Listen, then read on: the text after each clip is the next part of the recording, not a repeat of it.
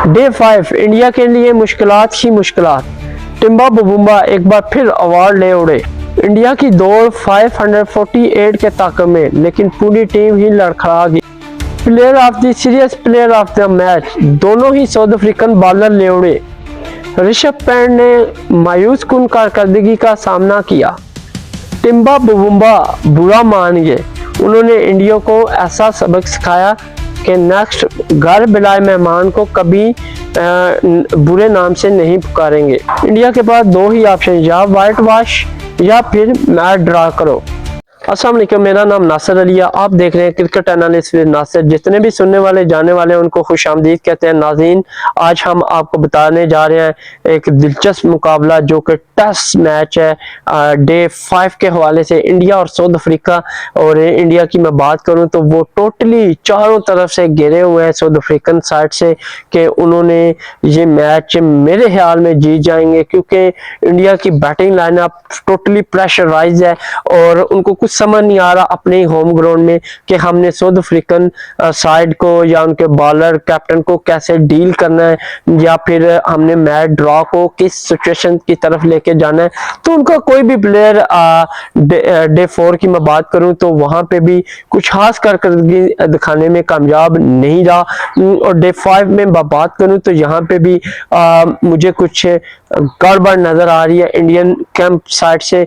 और टोटली कहने के ऋषभ पंत की कप्तानी में इंडिया की परफॉर्मेंस टोटली जीरो रही और ऋषभ पंत ये सेकंड टेस्ट ड्रॉ करने में कामयाब हो पाएंगे या फिर हार के व्हाइट वॉश का मुकद्दर बनेंगे। तो यहाँ पे मैं बताता चलूं कि 548 के ताक़ में साउथ अफ्रीका ने जो टारगेट दिया है, तो इंडिया की जो सेकंड इनिंग है वो स्टार्ट है। अगर इंडिया की बात करूं तो डे 4 की अगर मैं बात करूं तो 27 रन थे इंडिया के।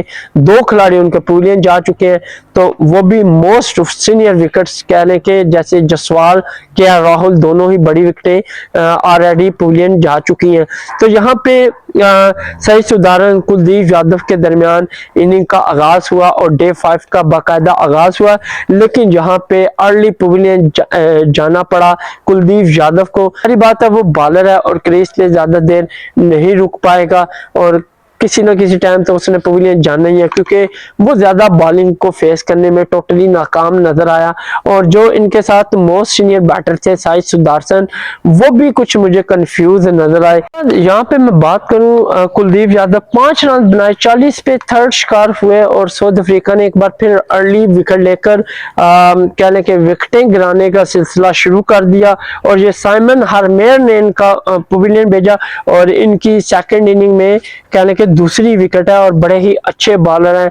तो उसके बाद इंडिया की लाइनअप लगना शुरू होगी और एक के बाद एक पवेलियन जाता गया। कोई भी अपनी टीम को ना बचा सका, जस्ट एक प्लेयर के अलावा। और मैं यहाँ पे कहना चाहूंगा कि ना सिर्फ वो बॉलिंग में विकेटें लेता बल्कि स्कोर भी काफी खासा अच्छा करता मुझे दिखाई दिया। तो यहाँ पे उसकी बात करूं तो वो है जडेजा, जो कि अपनी टीम के लिए पूरा सिंसियरली होके एक अच्छे अंदाज के साथ क्रिकेट को खेल रहा है और वो पूरी कोशिश कहता है कि मैं अपनी टीम को बचाऊं, लेकिन वो अकेला प्लेयर कुछ कर नहीं सकता। अगर विकेटें लेता है तो बाकी उनका साथ नहीं देते, अगर यहाँ पे रन बनाता है तो बाकी प्लेयर इनके साथ नहीं देते, तो वो अकेला प्लेयर अपनी टीम को नहीं बचा सकता। तो बाकी जो दीगर इनके मोस्ट सीनियर प्लेयर हैं उनकी मैं लाइनअप बताऊं तो आप वाकई बोलेंगे कि यार ये तो इंडियन टीम एक मजाक बन के रह गई है। साई सुधारन की बात करूं तो उसकी और ध्रुव जारल के दरमियान पार्टनरशिप का आगाज हुआ, लेकिन इस दफा ध्रुव जारल 2 रन बनाकर पवेलियन लौटे, 42 पे 4 शिकार हुए और ये साउथ अफ्रीकन बॉलर साइमन हरमेर का शिकार हुए, जिसने इनिंग में 3 खिलाड़ियों को आउट किया। 23.6 ओवर में साई सुधारन और ऋषभ पंत के दरमियान पार्टनरशिप का आगाज हुआ, लेकिन ये भी अपने इनिंग को ज्यादा लॉन्ग ना बढ़ा सके।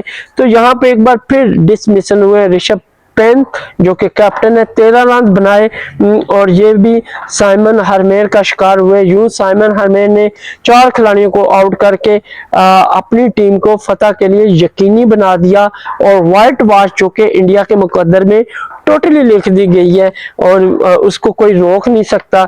अगर बात करूं 58 पे 5 खिलाड़ी आउट है, ये इंडिया का होम ग्राउंड है, साहब लगा लें। वो अपने होम ग्राउंड में अब उस तरह परफॉर्मेंस नहीं दे रहे तो कह लेंगे बाहर जाके दूसरों के ग्राउंड में वो क्या परफॉर्मेंस देंगे।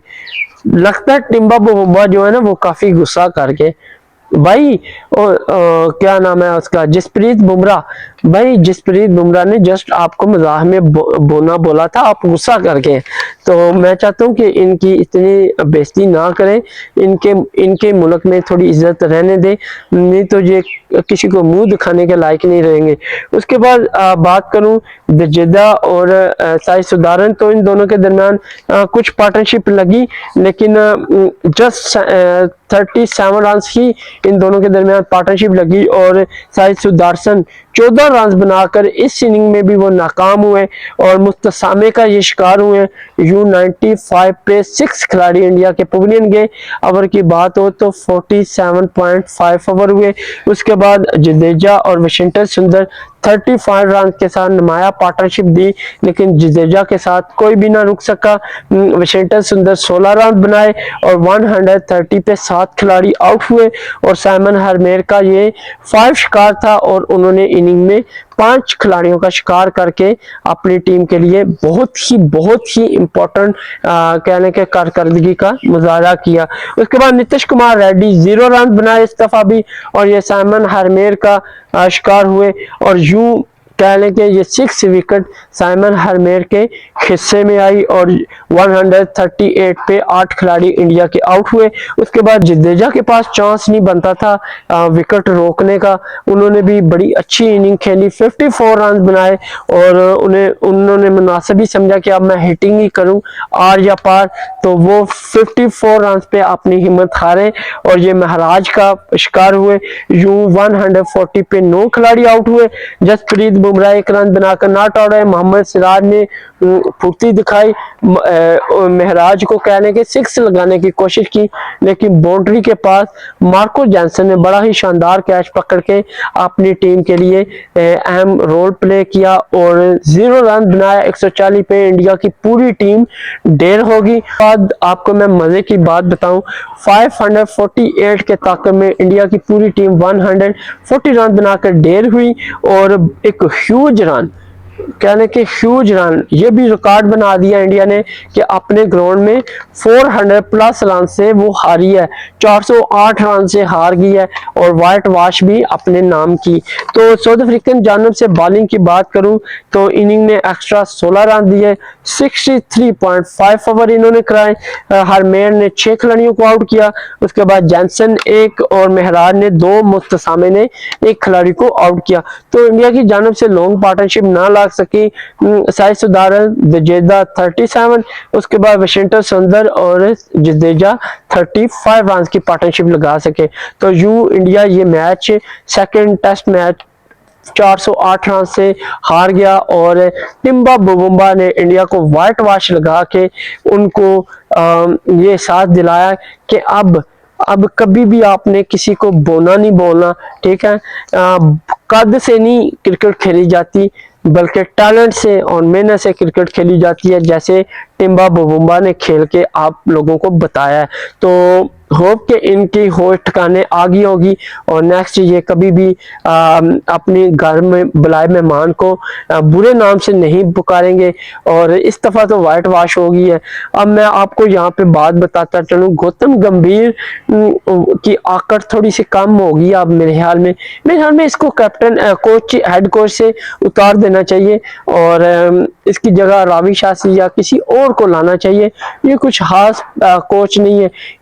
कहने के WTC के दौड़ में अब इंडिया टोटली बाहर हो गई है क्योंकि वो व्हाइट वॉश हार गई है, न्यूजीलैंड से हारी हुई है, सिर्फ वेस्ट इंडीज से वो जीती है, तो इससे उनका कुछ नहीं बनने वाला। तो यूं 2 मैचों पे मुश्तमिल सीरीज, टेस्ट सीरीज जो है वो 2-0 से साउथ अफ्रीका ने सक्सेसफुल जीत ली। अगर यहाँ पे प्लेयर ऑफ द मैच की बात करूं तो सैमन हरमेर जिन्होंने 6 खिलाड़ियों को आउट किया। उसके बाद अगर मैं प्लेयर ऑफ द मैच की बात करूं तो Marco Jansen player of the match करार पाए, जिन्होंने 6 आउट भी किए, 93 रन भी बनाए। उसके बाद प्लेयर ऑफ द सीरीज की बात करूं तो हरमेर है, जिन्होंने विकेटें ज्यादा लेने की सूरत में उनको अवार्ड दिया गया। तो उन्होंने इस दफा भी 6 खिलाड़ियों को आउट किया। तो हम कह लें कि दोनों ही अवार्ड साउथ अफ्रीकन बॉलर ले उड़े। होप के साउथ अफ्रीका नेक्स्ट सीरीज में भी बेहतर परफॉर्म करेगा। तो दोनों टीमों के लिए गुड लक। देखते हैं कि नेक्स्ट मैचेस में ये क्या रोल प्ले करते हैं। तब तक के लिए इजाजत दें, अल्लाह हाफिज, मिलते हैं नेक्स्ट वीडियो में।